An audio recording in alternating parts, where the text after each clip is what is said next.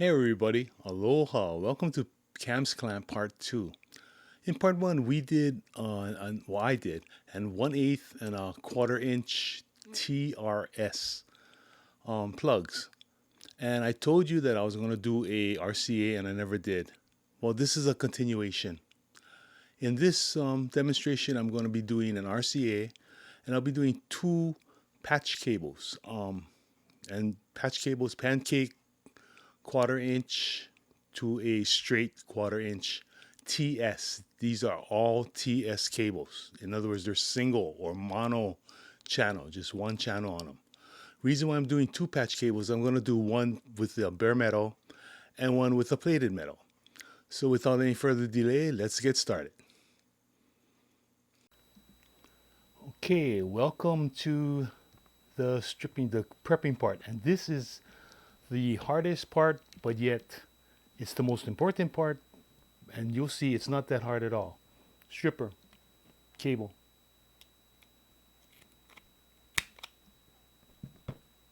This is just a generic instrument cable. It has a single core inside. This is Mogami 2552.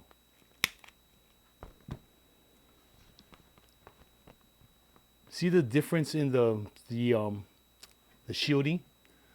Okay, the Mogami, what you'll do, you take it all apart and see, because they're so fine and so intertwined, you really want to just take it apart. I mean, this is the pain part. You got to get every strand. It's very important. One strand lost and you're going to get some buzz, you're going to get some hum, you're going to get all kind of problems. So you've got to be, this is the part you have to be very careful with. You have to take every strand off and then just fan it out.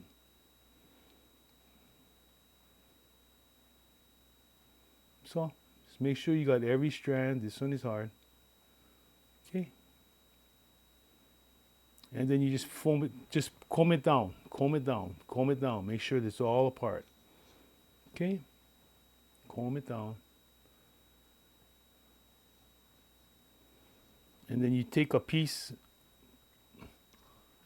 This is the secret right here. Copper tape, 1 inch wide, and I cut it in about 3/4 inch. And that 1 inch will go around and put it not quite to the top of the insulator. You give yourself a little room.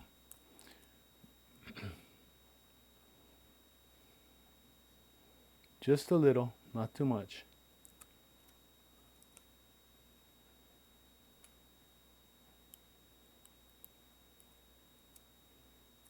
And just press it down with your finger as you move, as you go around. And then just keep, what I do is I just massage it like that. And there it is. That's your prep. Okay, that's with a Mogami with two leads inside. Okay. This one, just get a pick it. Now you can see why I'm just doing two, because if I had to do real time in a 6 or 7, and don't worry about these shreds coming out. Don't worry about it. Okay, you're gonna get plenty of shield. A lot of contact. I know it's a lot coming out. It looks like a whole bunch, right? And don't worry about it. As long as you get it all the way to the end, like this. Okay. Now if you see, it's like a flower with a single wire in the middle. That's your conductor. And then you have all this. Fold it down. Just fold it back. Fold it down. And this one, just keep combing it. Keep combing it. It will behave, believe me. Then you take your copper tape.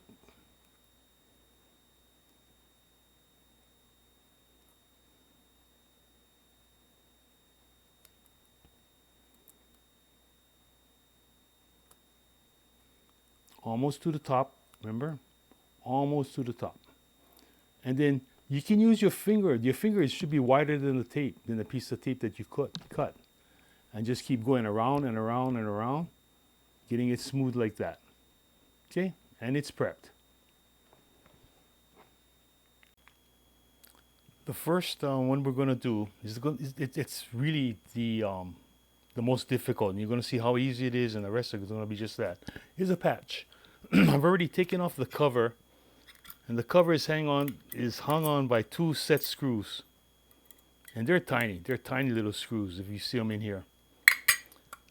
But all you do is you take your cable and you measure it and you cut.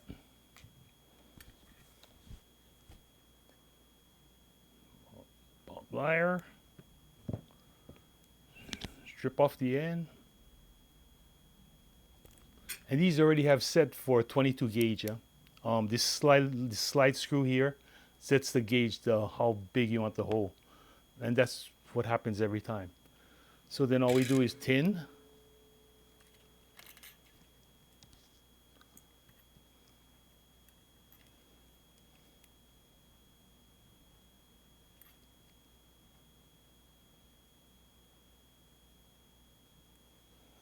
And we're going to tin this.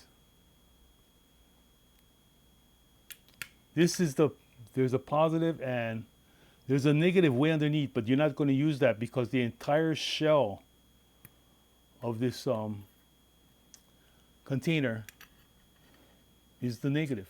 So all you do is just touch.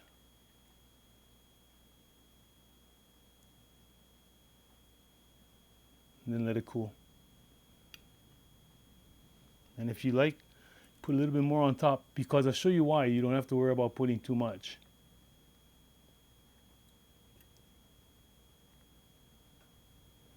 Okay.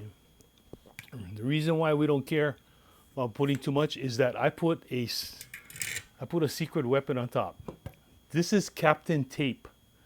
It's an insulating plastic tape, and they sell it in.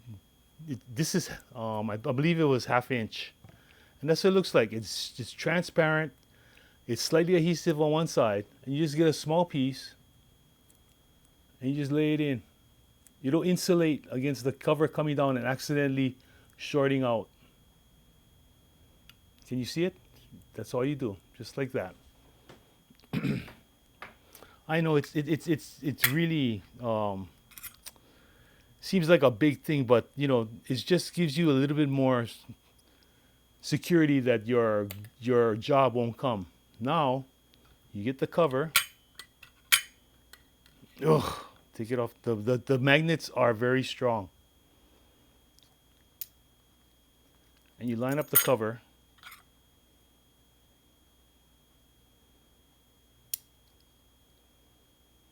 And you just press.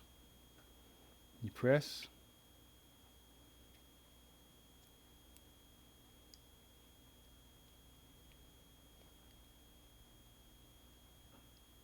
You put it in one of the screws. Don't put it in all the way. Just set it. Just start it.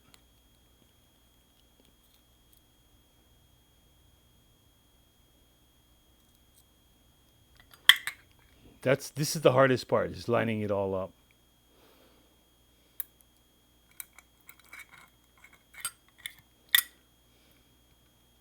I know magnets are beautiful and magnets are pains. You know, it's a balance thing.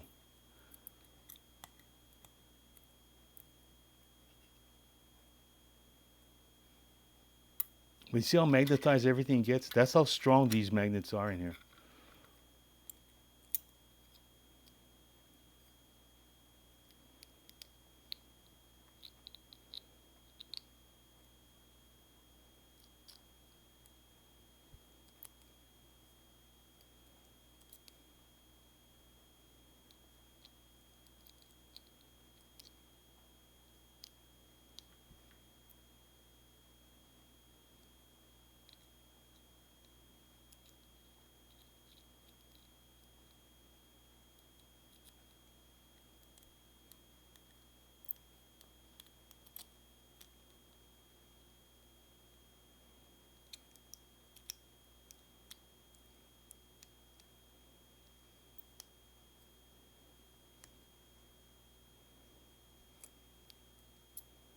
but don't put it in all the way. And then you just pivot. The hardest one is that first one. It's always the first one, yeah?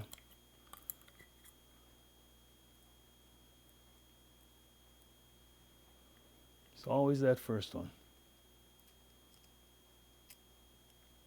Because I said that, the second one's going to be real hard too.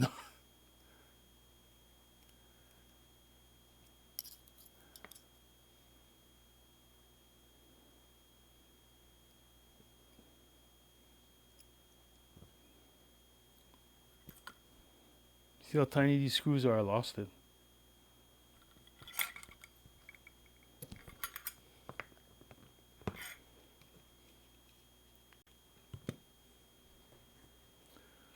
Okay, found it, put it back in.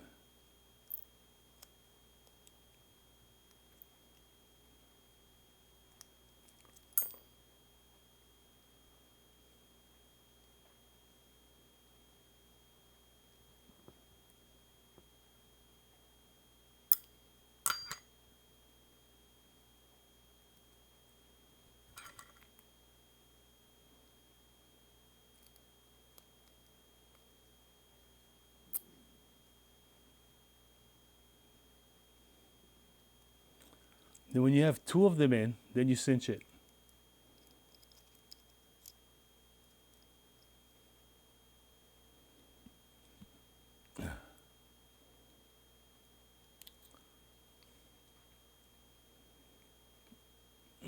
Okay, that will not come out. Give it the tug test. Go ahead. Hold something up with it. This will not come out, okay? Now, the other side.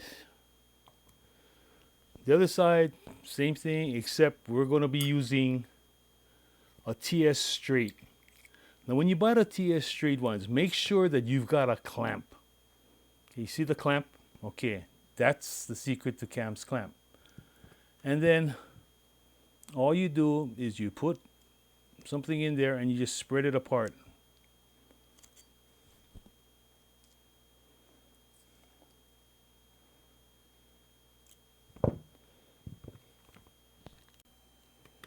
Okay, so what I've done for this one is I've taken off the barrel, taken off the insulator, I've opened up the clamps, and I've pre-tinned it just for the sake of time. All you do is you put it on, and these, these helping hands are helpful, but they don't open big enough. Yeah, they're too tiny. And for these big mitts, tiny is no good. So this is pre-tinned, ready to go. Put it down, touch.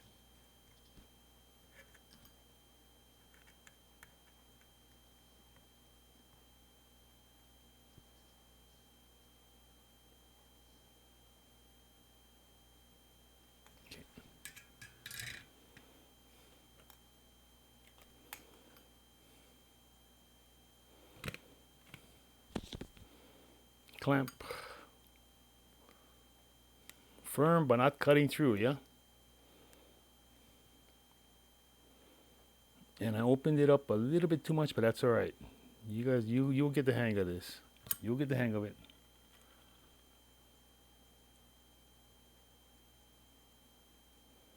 Just gotta start it going toward the center and just help it along the way. And if my big uncoordinated mitts can do this, yours can. I know you can.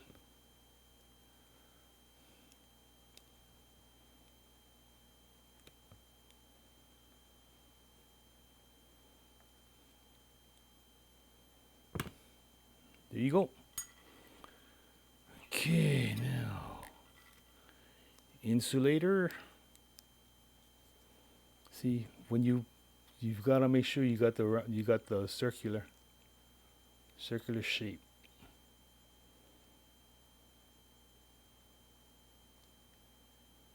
I fudged it a little and it didn't want to go. Now it does. Okay, so insulator, barrel. Like I said, I don't do demonstration. So this is really amateur hour. I realize that, and I apologize for it, but it is amateur hour. Now, when you get to the tape on the rubber part right here, it's gonna get bad. It's gonna get tough. You may even have to use another plier, but not okay. So we've got two patch cables, and finally the third one is an RCA. RCA is easy. Well, this particular brand I like. Take it off.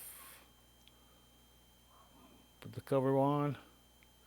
Now this is going to be a work. Normally you do this before you put the tape on, okay?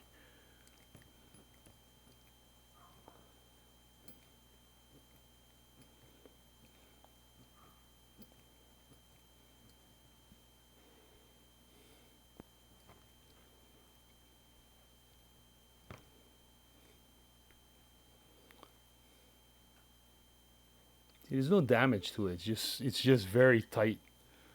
And then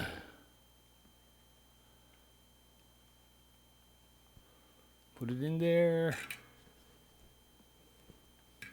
Sorry. Measure.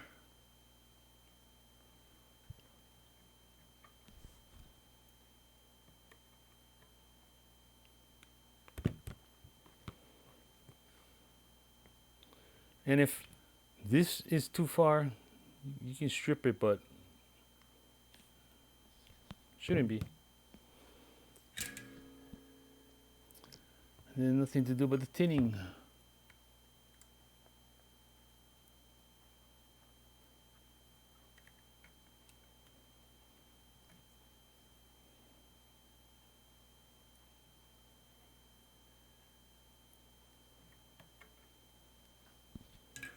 And then remember I told you open it up? Well, guess what I forgot to do? Open it up. Ta-da!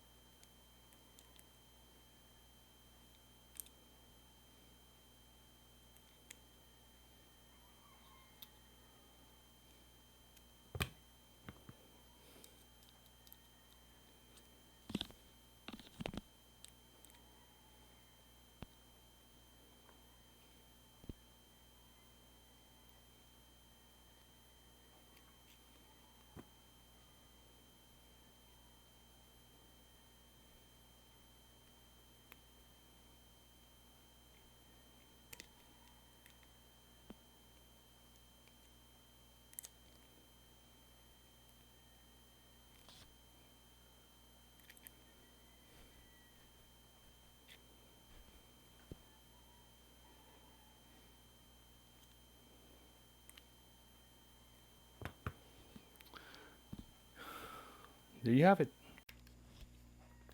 So now to test it, this is a Behringer CT100. For some reason, whenever I use this for RCA, it gives me just one circuit. Well, I guess because it is only one circuit, right? But when you put on the tester, it gives you that. It's a single circuit. One pin, one shield. And that's all it gives. I don't know why, but that's how the RCAs test.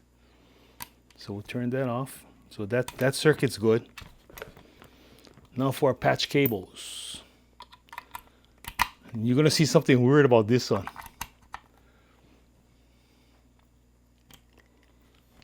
See the X? This one should not be here because neither pin has a ring sleeve.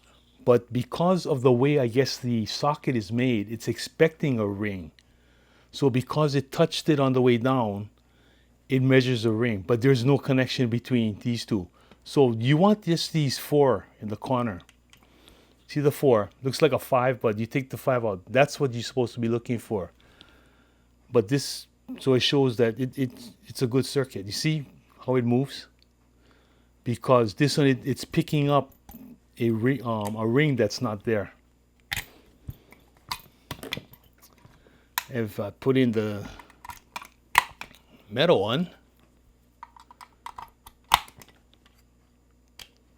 see how that one is?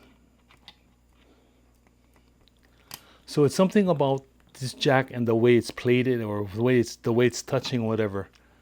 It may give you some problems. That's why for patch cables, these are pretty, but these are better. But then you see every time with Cam's clamp. Hey, so there you have it. Easy, huh? I wanted to show you how easy and efficient and clean it was. My technique is, and I'm so glad that I made 3 cables and I got 3 different results, and that way you can see the constant integrity of the technique. The 3 results were because of the 3 different types of connectors and the way they're made and everything. I did a continuity check with all three. All three checked out a solid circuit. The X design that we saw, it that that plated couple showed a lot of resistance. When you put the continuity, it shows a good circuit, and then it shows you resistance, impedance. So it had a little bit more EMF or EMI or whatever it's called. I'm not a techie. I don't understand that. But it did show extra large numbers. My bare metal, nothing. Perfect. Clear, clear, clear, clear all the way through. But I just wanted to show the technique, Cam's clamp, and how durable it is, how easy it is. Now, when you choose connectors, everybody talks about Neutrik. And for XLR, like I use, Neutriks are good. I mean, I haven't had any problems with Neutriks. But for 6.35 or quarter-inch plugs and 1/8-inch plugs, the way that Neutrik designs their connectors, they're meant for failure because their stress relief is a piece of plastic rather than the entire, like how I showed you with the 6.35. It's the whole sled is the stress resonator or stress taker or whatever, but it dispenses the stress along the whole sled. Neutrik doesn't. It has this piece of plastic, and your soldering points are right to the plug itself. They're picked, they're kind of designed to break. So I would stay away from Neutrik. This isn't, that I hate them or anything. That's just my observation. It's like a Ferrari. You buy a Ferrari for a race car. You don't buy it for Ferrari trucks. You never heard of Ferrari trucks. In fact, I don't think they make trucks. But same thing. Neutrik is great for the XLR. And also this Cam's clamp, is not for Ethernet or banana plugs. But it is a very, very workable and durable, and I think you're gonna like it. Just try it. Like I said, the main part to that is the copper tape. You get that done, and don't put it all the way to over the top. Just up to the top of the cut, the insulator. That'll keep it clean. And like I said, if I get a problem with my cable, I take it apart. I find out that a lot of times it's the plug and the receiver. A lot of these plugs or a lot of these receivers, they don't really receive well. The one I'm on now with my camera. Okay, this is my setup. I run this mic into because it's a dynamic, it's a Shure. I run it into a booster, a mic booster. I have a Cathedral Durham.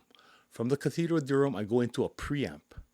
From the preamp, I go into an interface to change the signal from an analog to a digital. From the interface, I go to a receiver. It's just a docking point, and the docking point can take 1/4 inch or 1/8 inch, depending upon the source that I want to put in. And then from there, I go to my camera. And the reason why is because once I hook it up to my camera, I don't like to unplug, plug, because that'll wear out the port. So I just want to keep it at the camera at all times, and that way you don't wear out your port. I rather wear out my connectors because I can always change them with Cam's clamp than changing my port. That's all it is. I just go for what's the most expendable joint that I have, because I gotta make joints. I gotta have joints. I can't do it with Bluetooth. I told you I'm new to this. Okay, last year at February, I knew nothing of this. All I knew is that I wanted to concentrate on audio. So while I was concentrating on audio and saw how expensive the cables were, I said I can do it. It's not rocket science. And while I was making these, I came across Cam's clamp. And Cam's clamp, like I said, is a kind of a kickoff on the Japanese technique. There is a Japanese technique, but they don't use the copper tape. They just free lay the wire and they clamp the strands of wire with the clamp of the connector. But I didn't know about it until I watch tutorial videos always. I always can pick something up, or see something that, hey, my system is better than that. But anyway, thank you for watching. Please give Cam's clamp a chance. Okay? And if you like what I did and how I handled the subject, see that? Just Talking 24. That's my YouTube page. Hey, check me out over there. But tell your friends about it. Please like and subscribe. And ask me questions. If you have anything, just post a question. I'll get it and I'll try and answer it. Okay? I may not come up with another technique, so I'll probably answer it on my Just Talking 24.